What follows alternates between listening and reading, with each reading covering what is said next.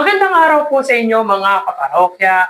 Kamusta po kayo? Ako nga po pala si Mervin, the man behind Kaparokya TV. At ang pag-uusapan po natin ngayong araw po ng Miyerkules ay walang iba kundi ang latest post ng butihing Mayor Vico Soto. Pero bago yan mga kaparokya, kung bago lang po kayo sa aking channel at kung gusto niyo po ng ganitong klaseng content, ay makikiusap po ko sa inyo na pakisubscribe ang aking YouTube channel, paki-like and share nyo na rin ang sa gayon ay mas dumami pa po makapanood ng mga ina-upload po natin video araw-araw.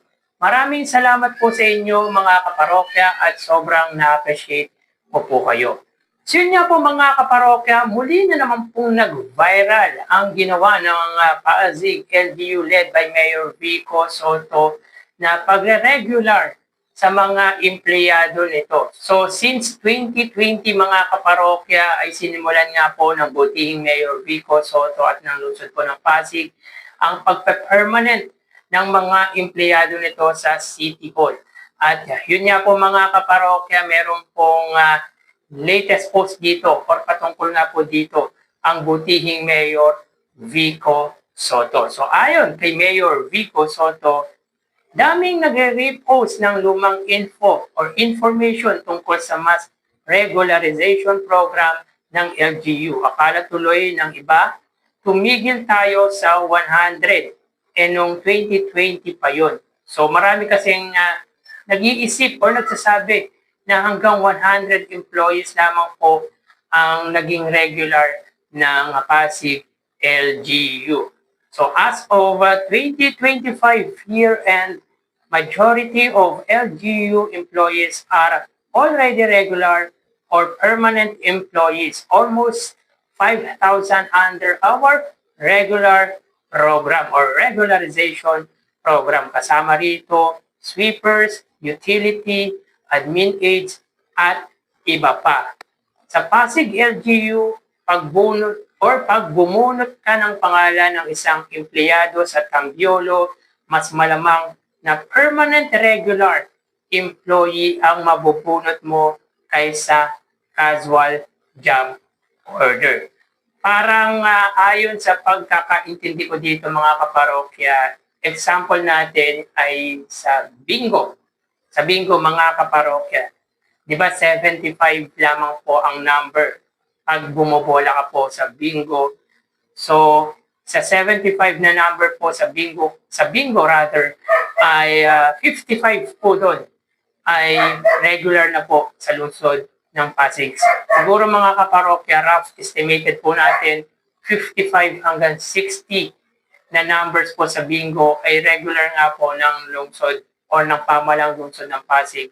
At yung the rest na 15 na card na natitira ay job order or casual na pwede pa pong ma-regular. Depende sa trabahong ginagawa. So yun nga po mga kaparokya, the question is why are we doing this? So bakit daw po ginagawa ng lungsod po ng Pasig ang pagre-regular? So number one dito mga kaparokya, ayon kay Mayor Vico Soto, let's give our employees dignity and job security. So mga kaparokya, yan ang isa sa pinaka dapat ibinibigay di lamang po ng pamalaang lokal o ng gobyerno, kundi sa mga private sector, mga private company. Pero mahirap mga kaparokya sa pang-pribadong kumpanya dahil talagang sinasala po nila ang mga empleyadong nare-regular sa kanilang kumpanya. Pero iba ang usapin pagdating sa local government sapagkat na i-impluensyahan nga po yung mga empleyado nito or sabihin po natin ay napupolitika na kesyo kapag hindi po nila sinunod or sinuportahan yung politiko na siyang nagli-lead sa local government ay may tendency na matanggal or mawala nga po sila bilang empleyado ng lungsod po ng Pasig. So number 2, remove fear and politics from work, especially for rank and file employees. Dati tuwing may eleksyon, ginagamit kundi tinatakot sila. So yun nga po ang ibig po natin pakasabihin sapagkat nagagamit nga po mga kaparokya yung mga hindi po regular or mga permanent employees sa politika. At of course, pag hindi ka po permanente, ay nandun po yung takot mo na baka matanggal ka kapag hindi mo sinuportahan yung tao or yung politiko na kahit ayaw mo ay mapipilitan kang suportahan.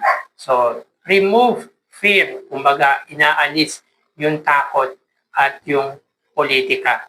So, number 3 is, this is just one part of our broader HR reforms. All fast-developing countries have strong, competent bureaucracies that are not that easily influenced by politics. This is the true mission. So, ang ganda ng mission na to ng butihing Mayor Vico Sotto at ng pamahalaang lungsod ng Pasig. Kung iisipin mga kaparokya, kayang-kaya naman po palang gawin na ma-regular ang mga empleyado sa bawat lungsod, sa City Hall ng bawat lungsod kung gugustuhin. Pero mga kaparokya, hindi nagagawa dahil pinupolitika ng mga namumuno, ng mga leader na kasalukuyan nakaupo sa liderato sa lungsod po or sa bawat lungsod po. So dito pinapakita lang po ng pamahalang lungsod ng Pasig at ng butihing Mayor Vico Sotto na wala dapat ikabahala ang mga empleyado ng lungsod po ng Pasig. Kumbaga mga kaparokya, inilalayo po sa politika, inilalayo po sa pangamba ang mga empleyado ng City Hall ng lungsod po ng Pasig sapagkat nagagamit nga po sila sa politika. So yan po mga kaparokya ang dahilan kung bakit ginawa ng butihing Mayor Vico Sotto na mag-regular na mga empleyado sa City Hall ng lungsod po ng Pasig ay para nga po bigyan ng dignidad at security and of course para mawala yung takot or pangamba na kapag hindi sinuportahan yung kasalukuyang nakaupo ay may tendency mawala or matanggal sa trabaho. Tinatanggal nga po ng pamahalang lungsod ang politikahan sa nasabing City Hall ng lungsod po ng Pasig. At napaka-bright idea ng ginawa ng butihing Mayor Vico Sotto. So again mga kaparokya, ayon kay Mayor Vico Sotto, meron na po silang almost 5,000 employees na na-regular. So marami po mga kaparokya na na-regular po buhat ng pamunuan at paglingkuran ng butihing Mayor Vico Sotto ang City Hall or ang lungsod po ng Pasig. Sino po ba sa kasalukuyang mga LGU or mga dating mga namumuno sa mga LGUs dito sa bansa ang gumawa ng tulad ng ginagawa ng butihing Mayor Vico Sotto? Napakahusay, hindi lang po sa loob ng City Hall, even sa labas po ng City Hall ay talagang may kita mong nagtatrabaho ang punong lungsod ng lungsod po ng Pasig. Kaya yung mga taxpayer ng nasabing lungsod ay hindi po manghihinayang na nagbabayad po sila ng buwis sapagkat nailalaan po sa tama ang kanilang binabayad na buwis. So yun nga po mga kaparokya, tanging ang lungsod po ng Pasig ang siyang gumawa lamang po ng ganitong programa.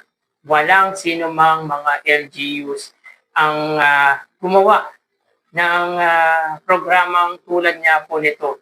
Siguro yung iba mga kaparokya ay naka-stay pa rin po sa dating politika or pamumulitika. Pero iba po sa lungsod po ng Pasig, talagang binabago ng butihing Mayor Vico Sotto ang sistema ng politika sa nasabing lungsod.